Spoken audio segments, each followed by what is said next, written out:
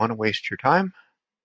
You can see from the background that I've got a white background, so that means I'm in Kingsburg. And picture for today. It's coming, I think. There it is.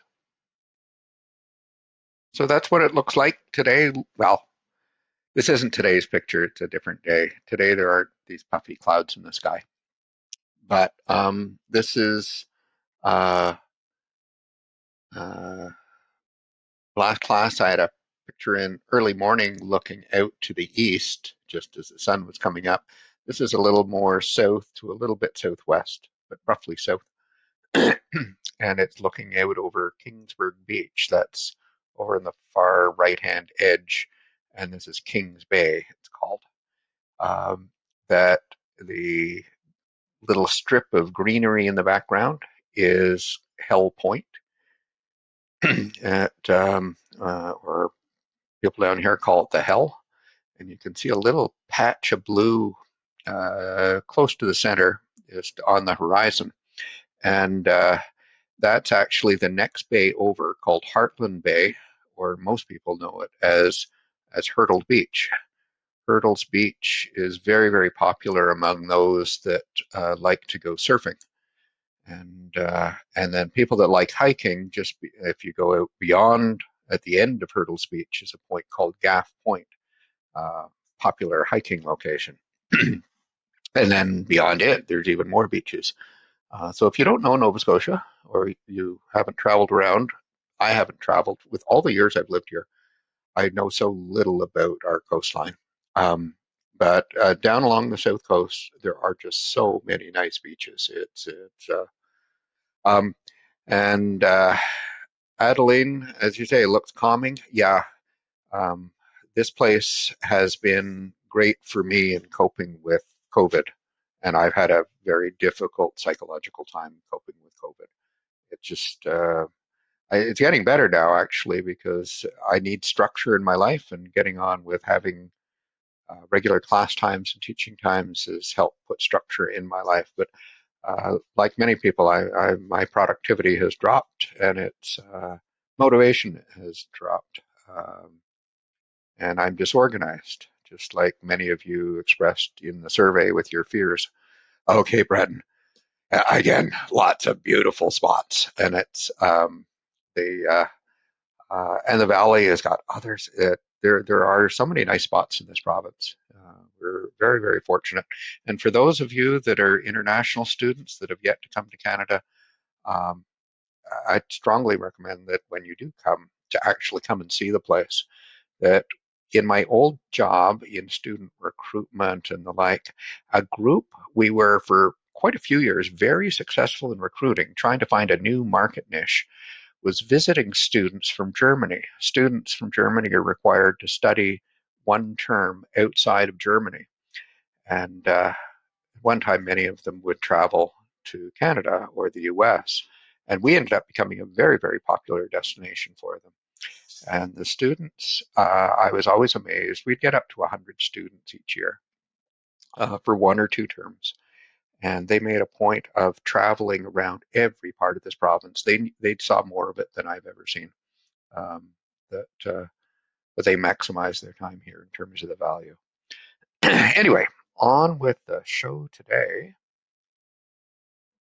A few things that some people have been into Gradebook and taken a look at it and seen discussion appearing there as one of the columns with a grade of 0 out of 0. And uh, the discussions I'm not putting grades on, uh, but it seems in Top Hat, if I create a discussion, that it automatically appears in Gradebook, and even though it's got a value of 0. I've been in touch with them trying to see if we can suppress that, because it's a lot of clutter, or it will be by the end of the term. Um, they're going to look into it for me. That no one's raised this issue previously, I guess. So and should advise you with Gradebook, things appear there after the item has closed. So like quiz 1, you can see the results. But quiz 2, some of you have already done it, but you won't see the results until Sunday morning. And let's see. So a few of you have asked about office hours. I'm going to start them next week. I've got a Zoom account, and I'll try to post a link that we can use, and hopefully I'm going to try to find a way to use the same link every time. So you don't need to, with Zoom, they create a new link for every session. And it'll be one that I'll turn it on from 10 until 11 my time from Tuesday to Friday.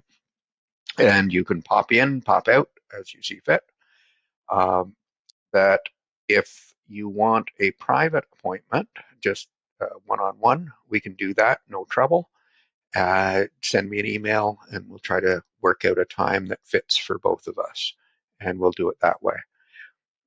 Generally with email, if you email me during the day, that between 9 and 4, I'm going to try to answer it almost immediately. Uh, and that in the off hours, I'll try to reply the same day, but uh, I can't, or at the worst case, it'll be first thing the next morning. Um, but I'll try to give you a reasonable turnaround on that. But outside of the 9 to 4, I'd like to have some time of my own. If Excel is your problem, because next class, next Monday, we'll start using Excel, and your next assignment, or your first assignment, I'll be probably posting at the same time, so you can start it at the same time we're covering the material. And if it is an Excel problem you've got, I'd ask that you email me your spreadsheet, not a screenshot of what's going wrong. I want the actual spreadsheet. And from there, I should be able to figure out what the problem is. But generally, a screenshot isn't enough to help me. Reminders that we have quiz 2 this Saturday. Well, it's due this Saturday. You can do it at any time, and many have already done it. That and test number 1 is going to be Friday, the 25th of September, so a week from this Friday. Not this Friday; it's the week after. I'm going to set up a start time that you can start at any time between 1 o'clock in the morning and 11 o'clock at night. I'm probably going to make it limit it to 45 minutes maximum to do it.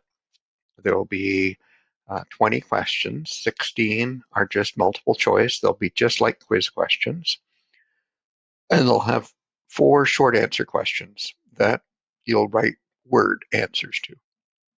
Adds up to 25 points. And it counts as 6 points towards your final grade. So you can think of each point on the test as being worth 1/4 of a point towards your overall course grade. It's only going to be on chapters 1 and 2, and each one of the tests that we do is only on 2 chapters. So we have quizzes on 1 chapter at a time and tests after we've had the quizzes on those 2 chapters and after we've had ample time to cover the material on the 2 chapters. That I don't like students being surprised by tests and seeing something that they didn't anticipate. And so I am going to create a sample test. And generally, I like to have sample tests for almost every test I do. So I make up 2 versions of my test. I give you one as a sample, and then I have a real one that you complete. And I hope to have that sample one ready and running. If it isn't running on Sunday, it'll be running on Monday. And you'll have your chance to try doing it in 45 minutes, and we'll find out if the technology works and how well it works. So we shall see how that works.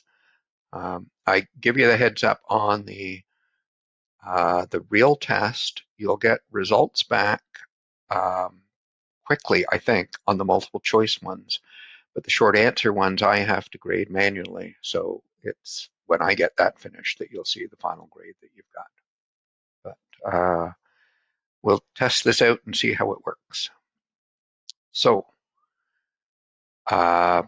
day 1, we introduced what data analytics was And day 2, we focused on the process of data mining and examples of data mining and types of tasks.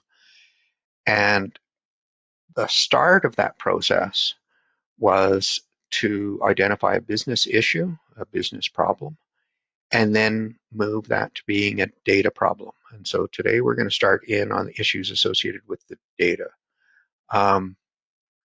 Avery says, will the sample cover everything need for the review, including the short answer? Yeah, it should be based upon, as much as possible, just the chapters. I try to elaborate on those chapters in the lecture, but I try not to cover real new material in the chapter. So the chapters are the key things to study. That,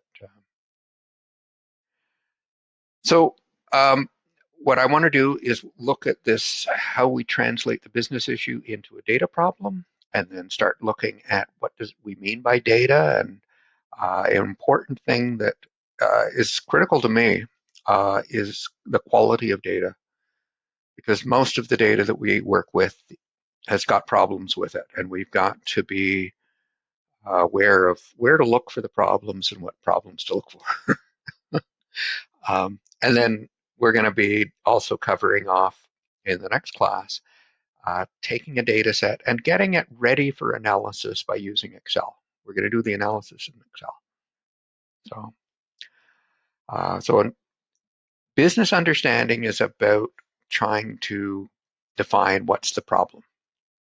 And at this stage, we often have difficulty expressing ourselves, just like I'm having trouble at times expressing what it is that I mean on this, um, trying to make things clearer, sharper. So if you were asked, and this is what students were asked to do last year as a project, that prepare a report as if they were doing it to the senior university administration. They were to look at an issue that was important for students, and most of them looked at a particular one. They felt that we didn't understand student finances, that we don't appreciate as administrators. Well, okay, I used to be one, and also as faculty, how expensive things are, uh, what the costs are, that what resources you've got available to you, and how those sorts of things are affecting your behavior. What you do you buy textbooks? Do you not buy textbooks? I had one student dropped out of this class at the beginning because they paying $70 for the text she couldn't afford, and so had to withdraw from the class. So how does that affect them? That in terms of what they do. So what exactly does that mean? What's the issue? So if this is the student association developing the report, what do they mean by this? We can give examples, but we want something that's factual. Um, so I've got a question for you, and you can see what um, students before said. And hopefully this appears to you. So I want you to try to define the business issues that your students are facing. And like last time, you can see on this the answers of previous students or the ones before. Um, but trying to get it in something that's more concrete. I'll give you 2 minutes to try typing something. Last class students had trouble because the reply button, something was covering it up for them. It was hidden. So you should be seeing a button that you click on that says reply. You should be allowed to type things in.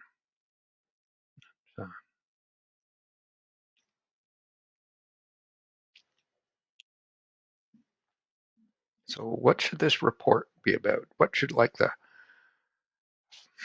first couple of sentences or the title? Yeah, well, this one, if we're doing it, I'd like to know about, the role of COVID-19. I think it's probably changing things. Trying to balance things. Yeah, you're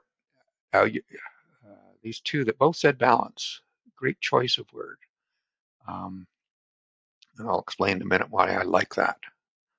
Last class didn't find that word to use. Um, yeah, all those costs and entertainment. Social aspect of school um, is more important um, in some respects. Um, so you're um, okay. I'm gonna cut you off at this stage. We've got a bunch here, but start talking about a few of these, or I'll say a few things before I move on to something. That some of you are identifying specific items like cost, particularly, or stress, or that lack of interactions. That's one item, but it's just, well, what does that matter? And it's an issue because it affects something else, like your grades. How does stress affect grades? How do finances affect stress? How do finances affect stress that affect grades? Um, so uh, we're often looking at relationships, and so why I said I like that choice of word balance, because balance means you're looking at the relationship between two things. And that is where it really comes down to, is studying impacts or factors that impact the student experience, good. Um, and the um, one that mentioned before, Ryan mentioned student experience. Someone previously mentioned entertainment. Um, that you aren't at university just to have your heads filled with knowledge. The social aspect of university is the networking with others, making friends is for many more important. When I look back on my university experience and ask most of my colleagues to reflect, particularly on their undergraduate experience, what were the most important, what were the most memorable moments? And they were all incidents with friends. They were not things that a professor told me. Um, that it's the social aspect is very, very, very important. So um, I came up with a question, but I'm not sure if it's any more precise. Um, but you'll see where how I've said it puts boundaries on things. I've asked, to what extent is the increasing cost and limited student income affecting student academic and personal success and health? So affecting in the middle there says I want to study a relationship between one set of factors and one set of outcomes. The factors have to do with cost, and I'm raising the fact that costs are going up. That so it's not just a static thing; it's getting worse. And we've got student income, and noting in particular that income is limited, or your resources are limited. And this summer is no exception in terms of how COVID has limited student income in different ways than it did previously. In some cases, it actually might have been better with some of the government funding that was coming in, um, but it has changed the landscape for sure. And when looking at um, success and health, looking at it from academic success as well as personal success and your health, both academically and personally, um, you're looking at the whole individual because they're all interconnected. If there are health problems, there's going to be academic problems. And um, uh, the some may see it as being biased with the direction it's come, and generally we have an agenda when we're doing a research thing. We're not as open-minded as we'd like to be, and we may try to be open-minded, uh, but by just picking the issue, we're not asking, is it an issue? We're already saying we think it is. And then we're going to start drilling it. We may, in the end, find that we're wrong. But generally, we're pursuing this problem because we think there's something important about it. But I still don't have something I don't know what data to collect. I don't know what analyses to do because my statement is too broad. I need to, within the boundaries I've set myself, come up with very specific research questions that I can answer. Um, and we may have a lot of them. In the target case that we looked at last time, it had to do with influencing consumer behavior, and at a particularly opportune time, they rephrased that as which of our customers are pregnant and when is the due date, or which are in their second trimester or something of that nature, and became very specific research questions. They then also had additional ones about how do I then influence that person the most? What's the most effective way of doing that? So again, there were additional research questions that came up subsequently in terms of the actions to be taken. But many times when picking our problem, we end up finding that there are so many questions, so many parts that need to come together to do this. So I'd like for you to think about what some of those questions would be. And you can see examples from the previous class to help prompt you. They were asking about hours working, or do you work? How far away from school are you? How many hours a week do you study? What are other types of things as a data analysis question that you think would be helpful in analyzing some of the things that you just said previously, or the question I posed about how are cost and income uh, affecting your success?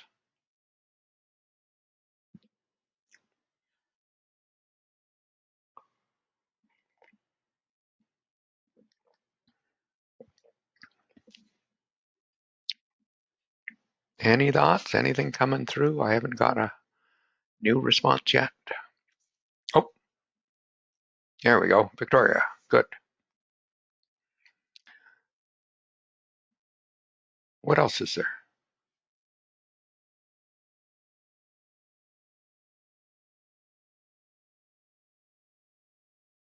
Give it another minute and then I may have to keep moving along. How do they spend their time? Yeah, you're looking at all at time issues.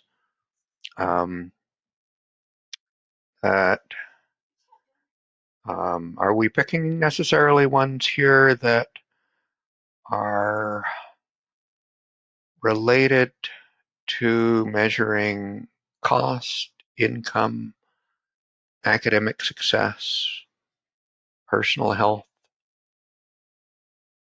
Okay, give you a couple more seconds.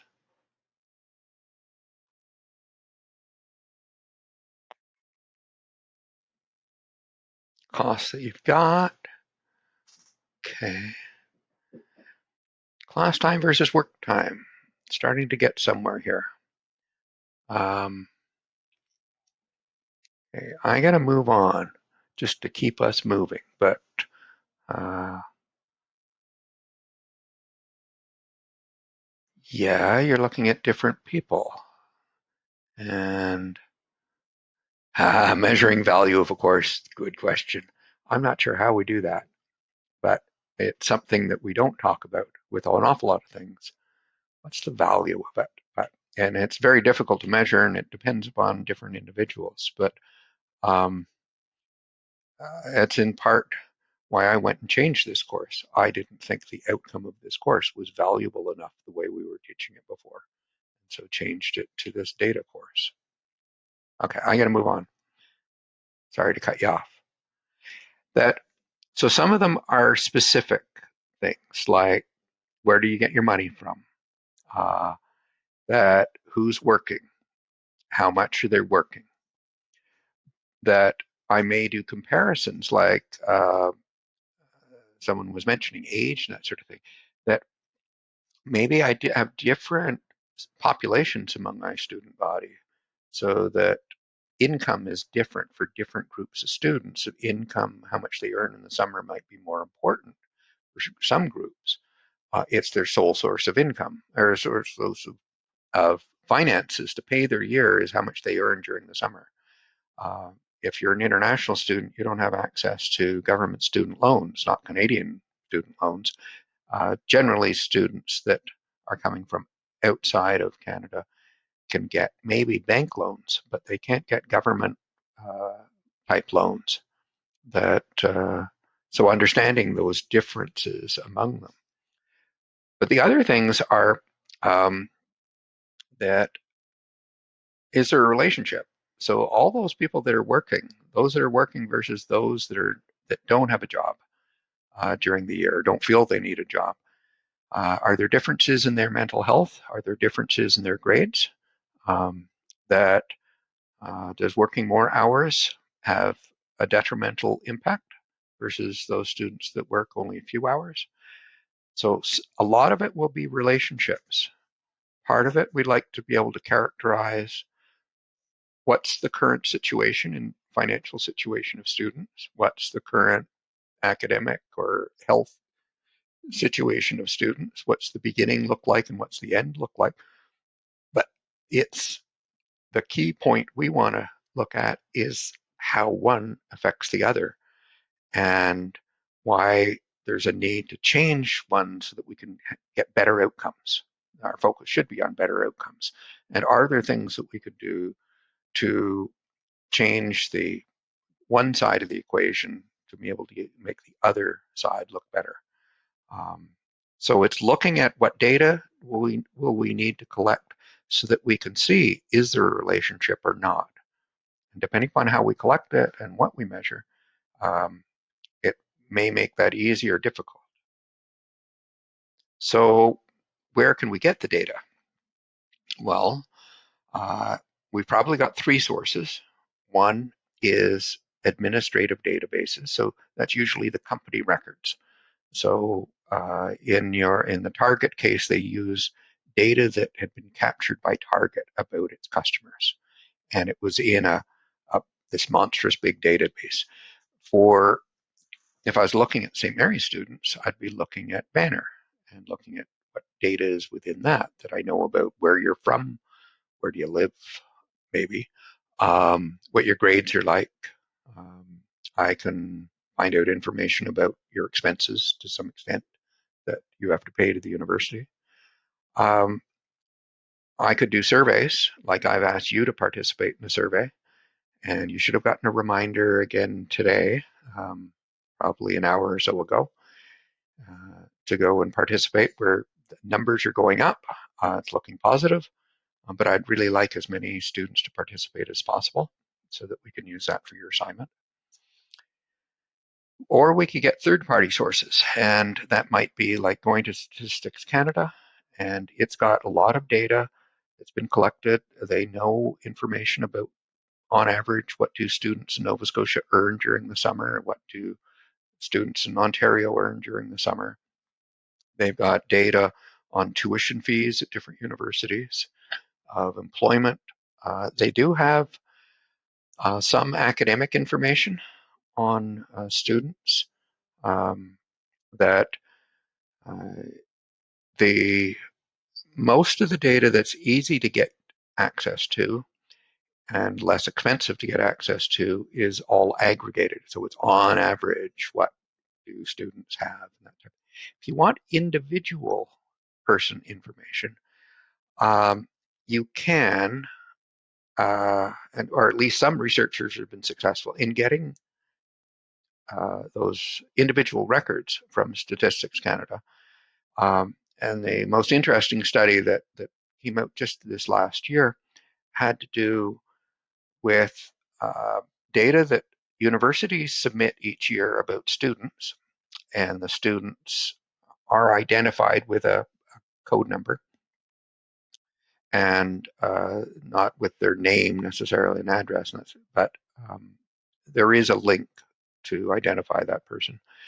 And they got data from the Canada Revenue Agency, and that's supposed to be private. But again, they stripped off the personal information. But the two agencies involved did provide for each of the two records, the tax records and the student academic records, identifier that allowed the two records to be linked together, and it provided a way of doing a study on what happens after you graduate in terms of depending on what program you took, where you took it, what your major was, something like that, and what your salary, what your earnings were 1 year after graduation, 2, 3, 4, 5. They could uh, see how that changed over time. Quite a variety of different types of things. That was my wife. That, yeah, pretty lady in the background. That the uh, they came up with some interesting research by, in that case, purchasing individual records. But generally, it's hard to get that type of thing, to buy that. So let's backtrack a bit before we look at those sources. So there's some language we use. A population is everybody that we want to study. So if I wanted to talk about all St. Mary's students, that would be my population, whereas a sample would be the group of students I got data about. That if I wanted to talk about all university students in Canada, and again, a sample might be a sample of Canadian students, but I don't have everybody. If I had everybody, we call it a census. But the population is who we'd like to talk about. So generally, we may have a survey of consumers, and we'd like to talk about customers in general. However, we can only talk about customers in general or students in general if our sample is representative, if it's an accurate picture. When you take a photograph, a digital photograph, it's a whole bunch of little pixels. The first digital cameras gave us very fuzzy pictures because we couldn't capture a large number of pixels and we couldn't store a large number of pixels. So it was a fuzzy picture, but it was a picture. That cameras today have improved dramatically, and now we take pictures that are huge files, but they're more precise. We can zoom in on them, whereas the old ones we couldn't zoom in on at all. You couldn't blow them up. That so how representative is it? The old cameras and the new ones both gave us representative samples in terms of a good idea, but they were small samples before, small number of pixels. They're bigger samples today with more pixels, but they're still, in a sense, a sample of that image, that real image that was out there. Ideally, we want it to be a random sample, and that is that every individual, every student has equal chance of participating in the study. And because we're going to pick them randomly, we can't, if we decide who gets in, we're going to be biased in our choice of who gets in and doesn't get in. Regardless of our best efforts, we're still going to be somewhat biased when we pick who participates. So the only way we can avoid that bias is if it's purely random. We call those experiments, and I'll talk about them shortly. So if I was looking at administrative data, it's a structured database. It's got all kinds of transactional data and customer data. Generally, we store the data in separate files that are connected to each other. So Amazon has one file that's got all of the addresses I've ever shipped goods to. In another one, they have all the credit cards I ever used to purchase product. In another one, they have all my purchase transactions, but that is as the transaction maybe, that that when I bought it and how much it was or something like that. But there's other files that have stuff about the individual items that I bought and when I bought them and how many of them I bought. And it has a lot of data about every time I visited them on the website and what I looked at and what I didn't. I hear some scratching. Oh, Dora's back. Um, there's a lot of different things, and all of these different, they're stored in different files, but they're connected. They're relationships because they're about me. And then there's a relationship to connect the pieces that are about you and someone else. And that's why we call it a relational database. It's a very complex beast to work with. So this isn't in the chapter, and I wouldn't ask you about this term, ETL, extract, transform, and load, but it came to mind as I was making up today's class. I had a lot of trouble extracting things from Banner, which is a relational database, and it's got hundreds or thousands of separate tables and files where things are stored. I was not very good at extracting information correctly, and the computing science people would do it so that they could copy it into what I call a flat file, which is just a spreadsheet that I would use. And so the intent is to extract it, and in the end, we're going to load it into a flat file, into a spreadsheet file. And a spreadsheet file is just simple rows and columns.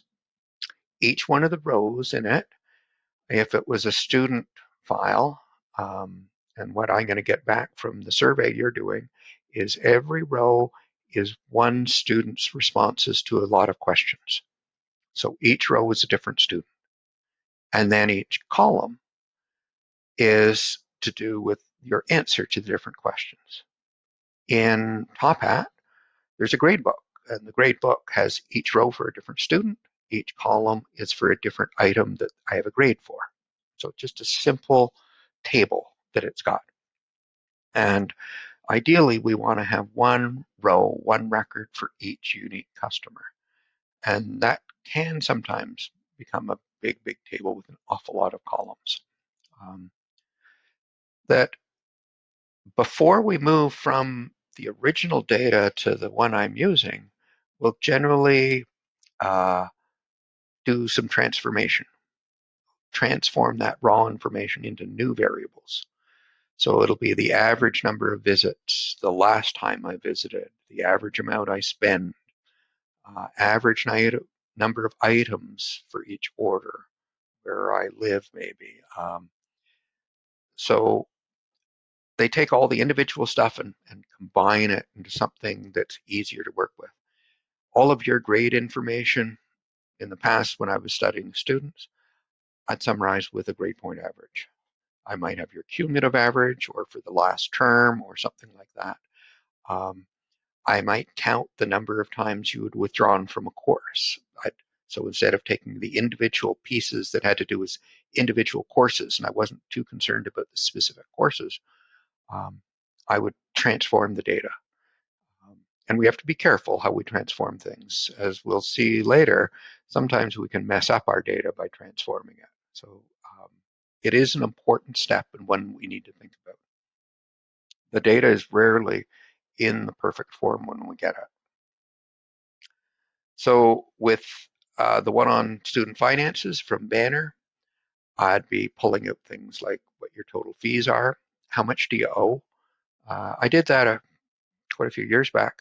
I looked at how much students owed in March because they hadn't paid all their fees. And I used that to identify who was having financial difficulty. If you'd paid all your fees, I figured you weren't in difficulty or you'd found a solution. If you still owed us money, then you were in trouble. So the students weren't telling me they were in trouble, but I used that as my indicator of it. Most of you pay your rent first because you need a place to live. You spend what you can of what's left on food. And the last person you pay is the university because we give you credit, whereas the grocery store won't do that and your landlord won't do that for you. I've got information, or the university has information, if you have a Canadian government student loan or a US student loan, how much of a loan. We've got information about scholarships and bursaries that we administer, and some of the ones that you brought in from outside, not all of them. That the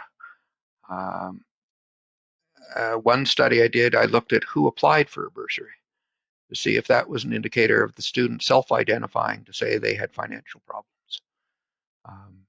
I'd look at grade point averages, all kinds of other characteristics I can pull out of Banner. But there are a lot of things I don't know. I don't know what you do outside school.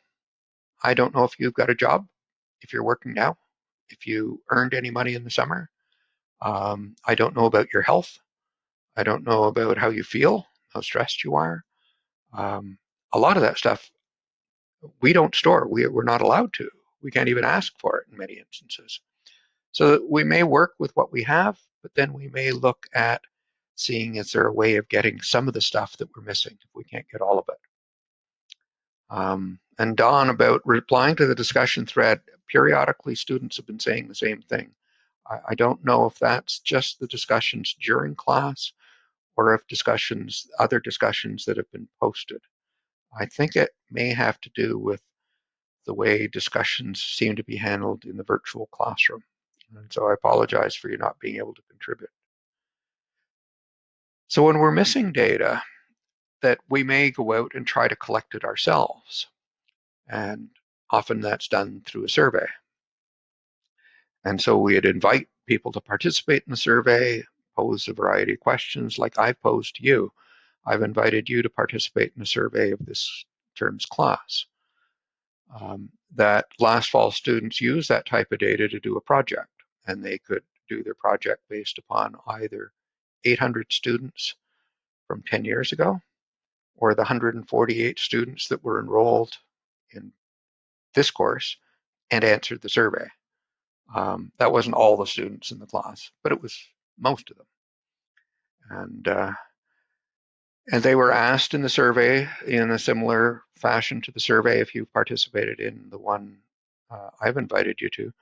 Things like how much they earned during the summer, were they worried about fees, paying their fees, or what your grade point average was, where you're from, uh, a range of things. Some of them may be questions I could get the data out of Banner, but most of them they were unique things that um, I wouldn't find in Banner, and there may be a reason for that.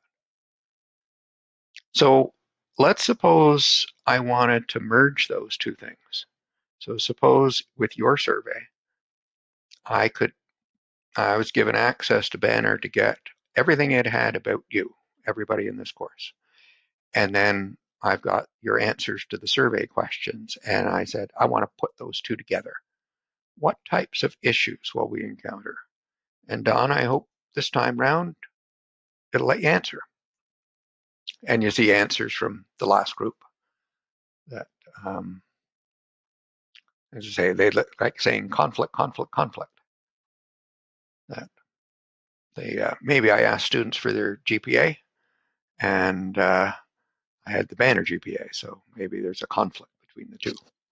Okay, what else is there in merging those two together?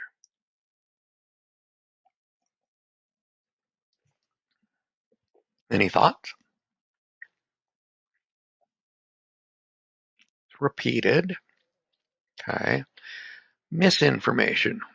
What's misinformation? I'm not saying you're wrong. I think, can you elaborate? Say a couple more words.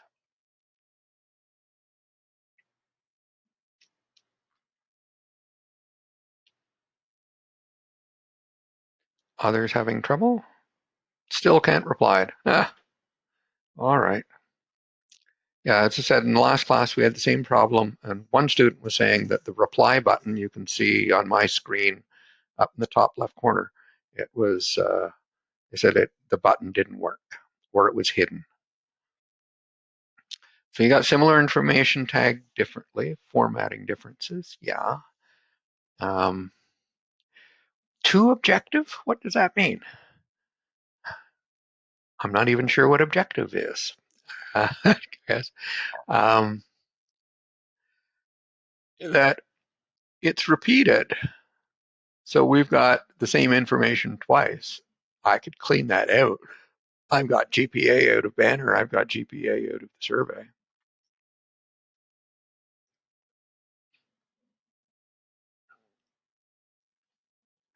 Okay, I'm going to move on. But think about what you're going to, when we merge databases, it's sometimes a real mess. That you'll notice that when I merge, in Banner, I've got data on everybody in the class. In the survey, I've only got data on those that answered the survey. So I'm going to have a gap with some of them. I got missing information. I'm missing the uh, survey information for the students that chose not to answer the survey. Let's move on. So we've got different things. Um, with last year's class, a quarter of the class didn't answer. In the one from 20, which is actually very, very good. In the 2010 survey, only 15% answered the survey. So what about the 85% that didn't? Are they different people? Is there something different about them? I don't know, because they didn't tell me. If they had told me, then they would have participated. The only way they could tell me was by answering the survey, and they chose not to answer it. So I don't know anything about those 85% that didn't answer. If you think 15% is a very low response rate, most customer surveys done by companies would be happy with a 3% response rate. Normally, the response rates are ridiculously low, and you have to wonder, why did they answer then? And okay, they offered you a chance to get a $200 gift card, but still the vast majority will say, I'm not going to go through and answer the survey for a chance at a $200 gift card. If you promise me a $200 gift card, I'd fill it out, but no, it's not enough of an incentive. That this is what we call an observational study. We've just collected data on what we could observe, on what was in front of us. We didn't control anything in the environment. It's just a snapshot of something. It's like observing customers walking in and out of our store on one day. And is that day representative of every other day? Don't know. Even administrative data is observational. That uh, it is only, it gives me all the data on the St. Mary's students at that point in time, but it doesn't, is that group representative of students in the future? I don't know. Is it representative of university students in Nova Scotia? Probably not. Um, uh, that NECAS focus group, is that an observational study? Yes, again, um, because mm, we chose who participated in it, people we invited or the ones that agreed to come. Um, we get into more depth because we could pose a question to that group in the focus group, and they gave us an answer, and then we could do a follow-up question based upon what they told us. And so we could be more engaged and may get richer information, but it's still observational. Um, that um, that they know they're being observed. Um, but we'll get, let me, we'll talk later about experiments.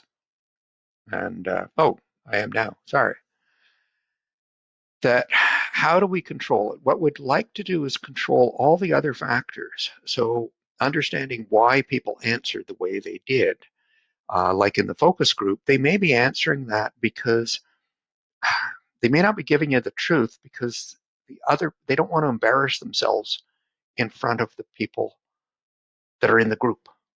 So if they ask something that was very personal about your alcohol consumption, your sexual preferences, your sexual behavior, those are viewed as really, really personal, and people won't give you honest answers.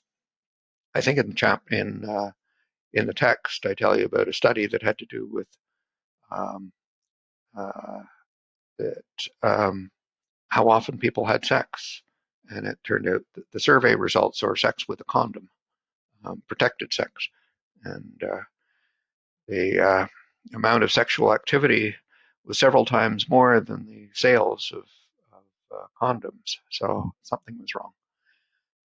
It came from a book that's interesting in that regard in terms of understanding data and explaining it. And the title of the book was called Everybody Lies. And it's true that in most surveys were dishonest. Um, Not always intentionally, but it does happen. So the ones where we get better data and we can control other types of factors as to what might be happening is a proper experiment like you do in science, like a chemistry experiment or a physics experiment, where you can control everything and say, if I do this, this happens. That um, the and in the last 2 decades, with um, so much online activity, and you before 20 years ago, there wasn't enough to really do this type of thing a lot, and most people weren't shopping online. But uh, that firms do what they call A/B experiments. They're very simple experiments in most instances. They're called A/B because they're comparing two things.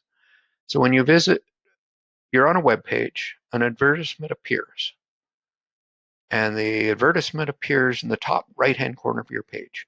To another person visiting that web page, the advertisement might appear in the bottom right-hand corner of that page. And they'll randomly do that to thousands of customers because this ad is appearing over and over and over again, maybe on the same website, maybe on different ones, depending upon how they've set up the experiment.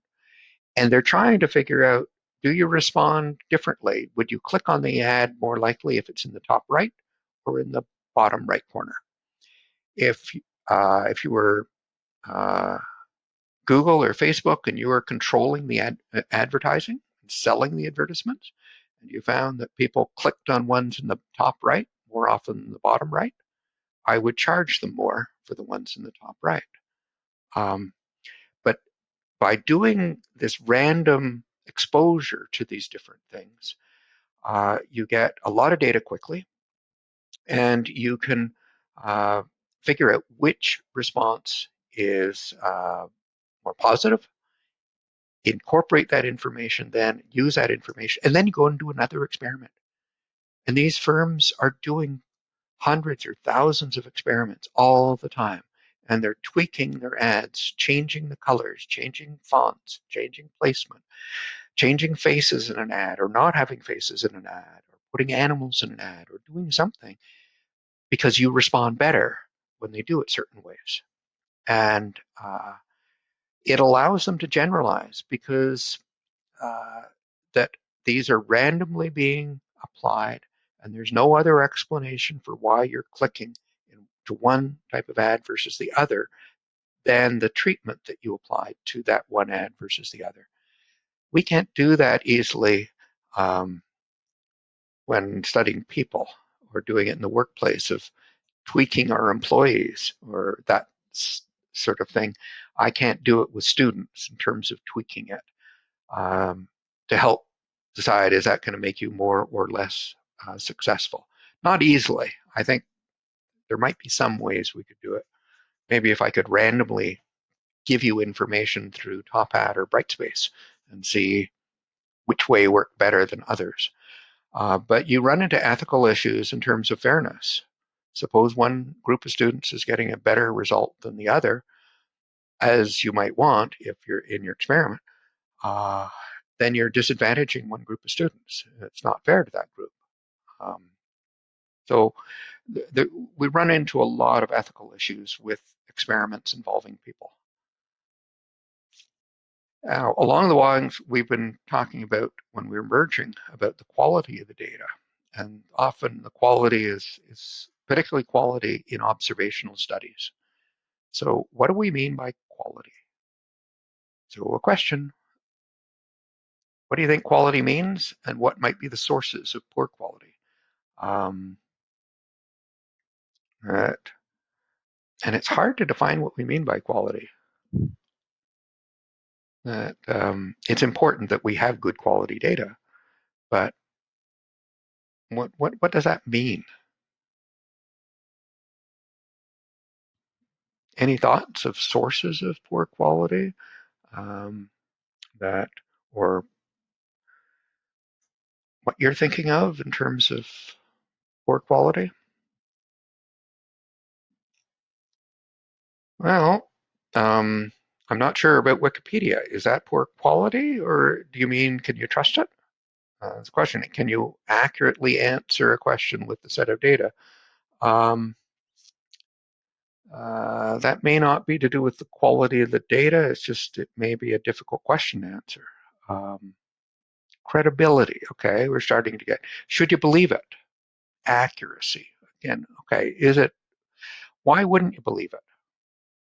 What are the reasons? And because if you're going to identify reasons you wouldn't want to believe the data, then can you go and change those? Can you change? Can you change the source? Can you do things to remove the bias? The way we collect our data is important in terms of trying to get good quality. Um, can it be processed? What do you mean? Uh, I can find averages with garbage data as well as averages with good data. Um, that I know we may question stuff on the internet. Is it fake news? Who determines that? How do we determine that? How do we determine whether or not stuff is correct or incorrect? And sometimes we can, we've got other sources, sometimes we can't. Um, so let me look at some of the sources of the problems that we've got.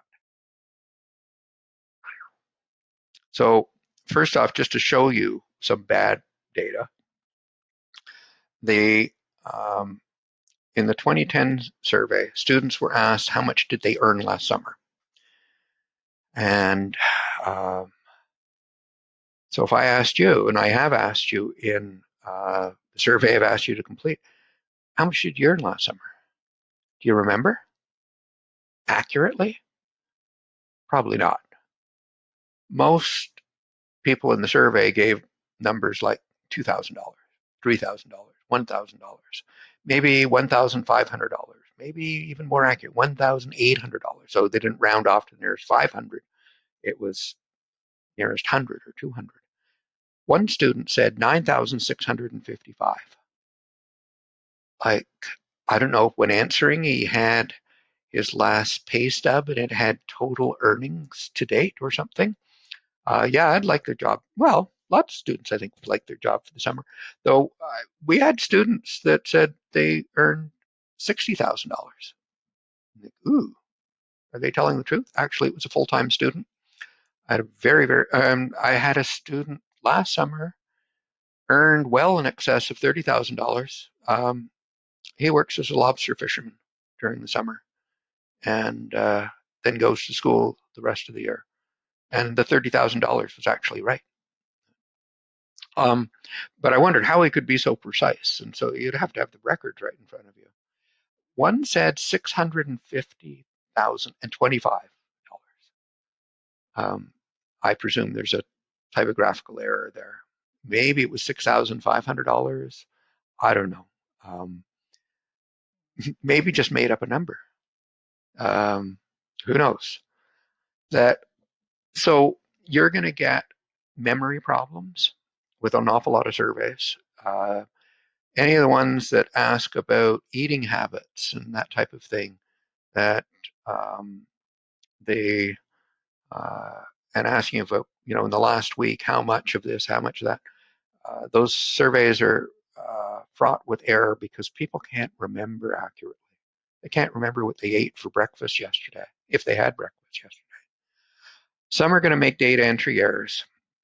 With your survey, I've put on some of the numbers limits. So you can't tell me that your age is 900 years old. I think I've limited you to being 60 or 70 years old or something like that. We've got some students that aren't honest, and with all kinds of surveys, people are not honest, especially um, if you did a survey at someone's doorstep and asked them how much do they earn, they're not going to tell you, or they're not going to tell you the truth.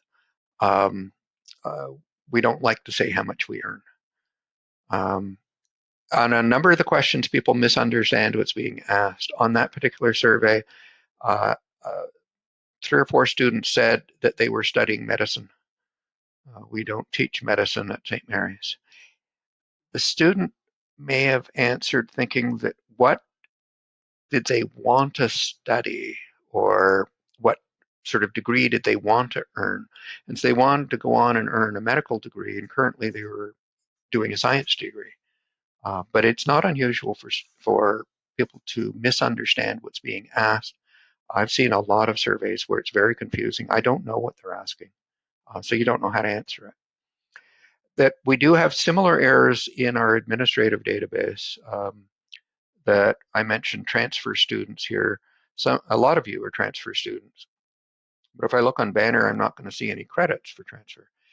Um, some of you may have, when you applied online, clicked on the button to say that you were coming in as a transfer student just by mistake. It's a drop-down menu and you clicked too quickly. Common mistake. And we didn't recognize that error later, in that you were a transfer student, but we never saw a transcript from another university. That we'll get errors, address errors, all kinds of things like that, of both students entering data incorrectly or the clerks doing it. And we may put checks on things to stop certain types of errors, but still it's often difficult to build good error checking into the system. We also have had problems of inconsistency or misunderstanding. I can recall when looking at a Chinese university that we were working with, how many transfer students had we had from that university? And we had trouble getting valid records because it turned out that um, the student transcript, when they transferred, was translated into English, and sometimes the translation expressed the name of the university differently. Sometimes it was something something university, and sometimes it was university of such and such, or they changed the sequence of words. And so we actually had several different universities listed in our system that were in fact all the same university. But it took a lot of work to track that down. And it was just because people were misunderstanding what was coming. So there are all kinds of these errors that we get in administrative databases, as well as survey ones. So you want to ask a lot of quality questions. Is it what I think it is? It's a data definition. We encounter that frequently in terms of defining what is an international student. Different people will define that differently. About consistent coding. Missing data is a big issue, that because we've got gaps that for a variety of reasons, with surveys because people didn't answer or they couldn't answer or something. And sometimes it's important to have a complete record on the individual to do the analysis, that you can't do it with blanks. And whoops, sorry. And so some people will just delete that record, and that's stuff we're throwing away that might be valuable. Other cases, they guess the value of the missing thing. And there are ways to do that, but again, it may have problems in understanding it. Getting duplicates, are they reasonable? There are all kinds of different things we want to do to sort through to make sure it's good data. I've got a bunch of slides on measurement scales. There are really two types of measurements. Data that we get that we view as categorical, is it fit into different groups? Or data that's numerical, is it measuring something? But even within them, we split them two ways. With categorical data, we split them into nominal. Is it just a word, like where you're from, what your gender is? Or is there a sequence to the words? That would be an ordinal data, where you're from very satisfied, satisfied, dissatisfied, very dissatisfied. There's a sequence to it. That that a lot of the stuff that we study is ordinal data, and we can do different things with ordinal data than just nominal data. For numbers, we split them between interval and ratio. I'm not going to harp on the difference between those two. In my mind, it's not overly important. Most data you'll ever deal with is ratio, but be careful. Sometimes you have data that's just interval, like temperature. And with interval data, we can't find percentages.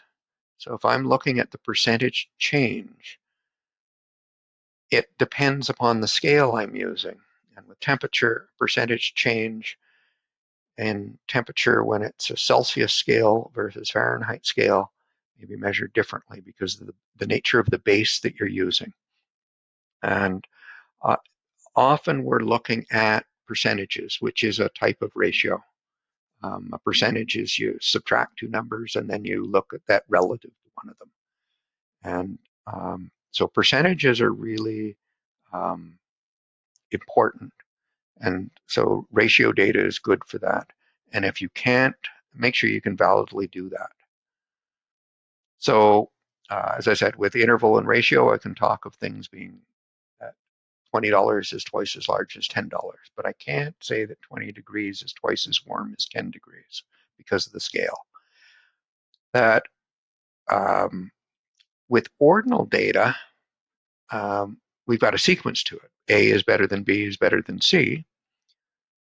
But I can't say that an A is twice as good or A is twice as good as a C.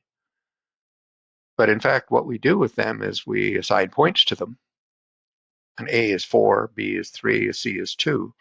So A divided by C is equal to 2. So is it twice as good? No. But we calculate grade point averages. What does that mean? What does a grade point average of 2.6 represent? Of 3.4, what's that? Can I translate that? Remember that the letter grades are just standing for words. A is excellent, B is very good, C is satisfactory, poor, failure. How do you average words? You write them on slips of paper, put them in a food processor, and press the button. You get shredded paper, but what does it mean? I don't know. But we do this all the time with a lot of data that is on these 5-point scales or 7 or 9-point scales or 10-point scales. We work out averages, and you have to be very cautious about how you interpret them. What does that average really represent? And we have other types of data today that looks quite different. Pictures, image data and text data especially, that Amazon Alexa I find fascinating in that Alexa hears what I'm saying, converts that into text. She takes the text, breaks it into strings, into blocks of text that she somehow interprets and tries to understand what I'm asking. And then she turns it around the other way and takes an action or says something back to me. How's that done? How's that being processed? It is data mining. Facial recognition software, same way. It's data mining. It's matching a picture with another picture and trying to decide who it is.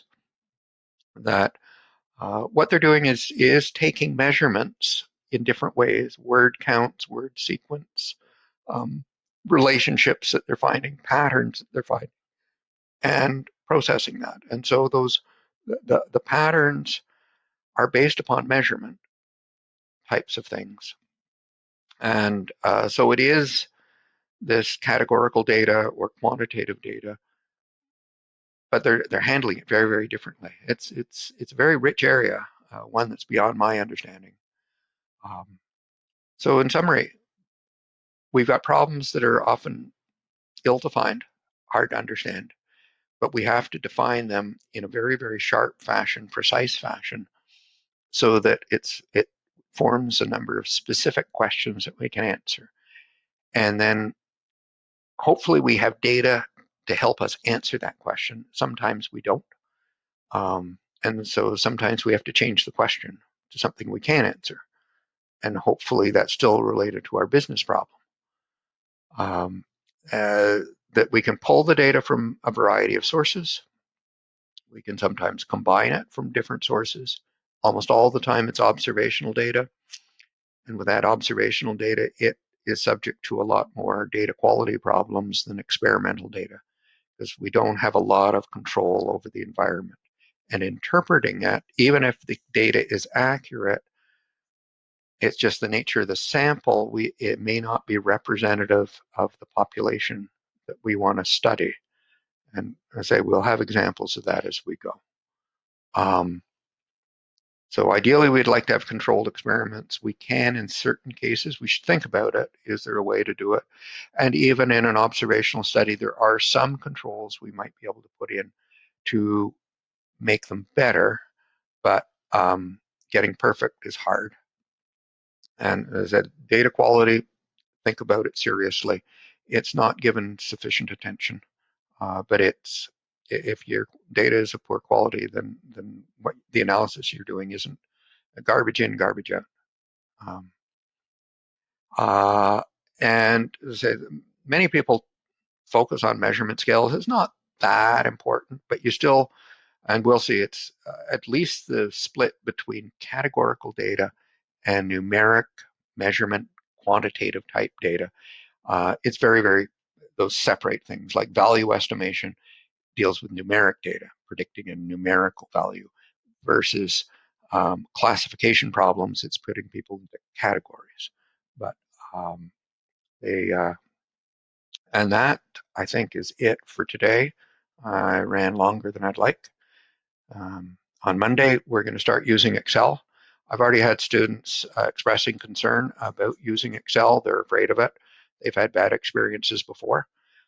So that means I've got a bigger job in terms of helping you be successful with it.